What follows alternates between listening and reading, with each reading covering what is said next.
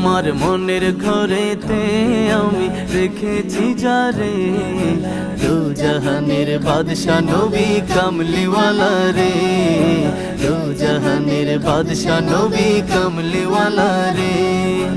আদি পিতা আদম যখন মুসিবতে পড়ে, ওদের নবীর উসিলাতে আল্লাহ কবুল করে। আদি পিতা আদম যখন মুসিবতে পড়ে, ওদের নবীর উসিলাতে আল্লাহ কবুল করে। সাকারাতের বিছানাতে দেখা দিও রে, দু জাহানের বাদশা নবী কামলিওয়ালা রে, দু জাহানের বাদশা নবী কামলিওয়ালা রে। আমার মনের ঘরেতে আমি রেখেছি যারে, দু জাহানের বাদশা নবী কামলিওয়ালা রে,